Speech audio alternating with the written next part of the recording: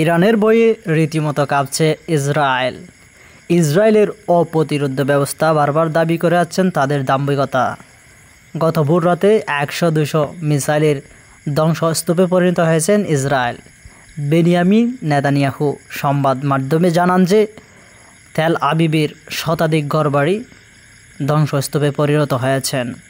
এ হামলা হয় ভোর 3:30টার দিকে এবং আমরা বিভিন্নভাবে এ তথ্য পাই আমাদের সংবাদকর্মীদের মধ্য থেকে যে শুক্রবার রাতে ইরানের উপর হামলা চালিয়েছেন অহেতুকভাবে ইসরায়েল সেই দাম্ভিকতার পরিচয় দিয়েছেন বারবার।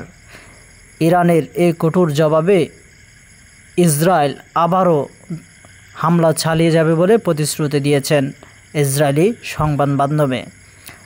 এই যুদ্ধের পরিস্থিতি কি মধ্যপ্রাচ্য জুড়ে জড়াতে পারে এবং নরেন্দ্র মোদির সাথে ফোন আলাপের সংলাপ হয়েছেন ইসরায়েলের নেতা বেনিয়ামিন নেতানিয়াহুর এবং যুদ্ধে তাদের সাহায্য করার জন্য বারবার আহ্বান করা হচ্ছেন। এই ধ্বংসস্তূপ কাটিয়ে উঠতে পারবে কি ইসরায়েল? এই ছোট্ট দেশ হয়েও তারা যে বর্বরতা দেখিয়ে যাচ্ছেন এবং ভারতের সহযোগিতা পাবে কি সেটা হলো সময়ের ব্যাপার। ভারত তাদের মিত্র হলেও এই যুদ্ধ কি জড়াবে? এই যুদ্ধ কি মধ্যপ্রাচ্য জুড়ে ছড়িয়ে পড়বে? তাদের মধ্যে ফোন আলাপের মাধ্যমে সে সংলাপ এখনও জানা যায়নি সংবাদ মাধ্যম এবং বিশ্ববাসীর কাছে। বিশ্ববাসী কি ইসরায়েলের এই প্রতিনিন্দা এর প্রতিশ্রুতি কি লঙ্ঘিত হচ্ছে সেটার বিরুদ্ধে কি দাঁড়াবে? সেটা সময়ের দাবি। মোদি কি তাকে সাহায্যের হাত বাড়িয়ে দিবে নাকি মানবতার পক্ষে কাজ করবে? ইরান ঠিক বারের মতো 4 দফা হামলার তেল আবিবকে গুড়িয়ে দিয়েছেন তাদের প্রতিশোধ, কিন্তু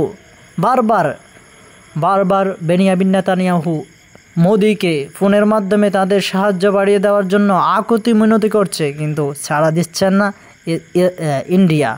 কারণ তারাও যুদ্ধে জড়াতে চায় না, তারাও ধ্বংসস্তূপে পরিণত হতে চায় না ইরানের কাছে রয়েছে হাজারো রকমের কামিকাজি ড্রোন এবং মিসাইল, ব্যালিস্টিক মিসাইল এবং তাদের অপ্রতিরোধ্য ব্যবস্থা, যারা পশ্চিমাকে চ্যালেঞ্জ করে এখনও টিকে রয়েছে বিশ্বের বুকের মধ্যে।